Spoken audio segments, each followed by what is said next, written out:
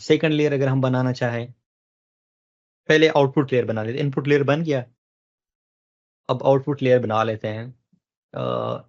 ये एक लेयर बन गया जो इनपुट को कनेक्ट कर चुका है, राइट। सो इनपुट आपके पास अलग से एक लेयर है, और फिर उसके ऊपर हमने सेकंड लेयर बना लिया। ये सेकंड लेयर है हमारा, राइट, जिसमें लेट्स सी कितने हैं, 10 न्यूरॉन्स हैं।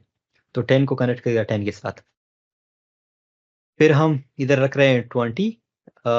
ये हमारे पास आउटपुट है, राइट। तो इसमें भी हम रख सकते हैं जितनी भी आप रखना चाहें। अब इसके लिए मैं लेट्स सी जो हमारे आउटपुट है उसके बेसिस पे, हमारा आउटपुट क्या है, जस्ट वन वैल्यू है, जस्ट वन वैल्यू है, राइट, यानी जस्ट एरिया है। तो इसके लिए हम इसको 1 रख लेंगे, राइट। और फिर इधर हम ये नहीं बताएंगे कि इनपुट डायमेंशन कितनी, क्योंकि अब ये क्या है, ये आउटपुट लेयर है। तो कर्नल इनिशियलाइजर लगा लेंगे। फिर हम जाना इसमें एक्टिवेशन फंक्शन भी रख सकते हैं।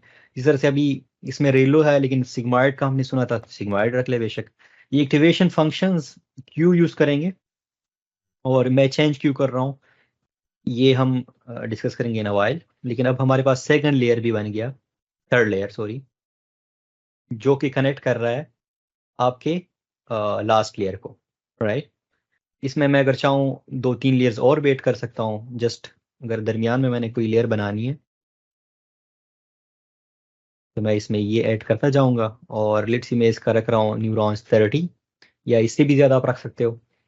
और मैं कह रहा हूँ कि अब ये इनपुट लेयर नहीं है, तो इससे ये हटा दो, कर्नल इनिशियलाइजर मैंने ये रख लिया। और बाकी तो अब ये लेयर भी, ये तीनों लेयर्स मैं डिफाइन कर लेता हूँ। अब हमारे पास एक मॉडल बन गया जिसको आप इमेजिन कर सकते हैं कि कैसा है, राइट।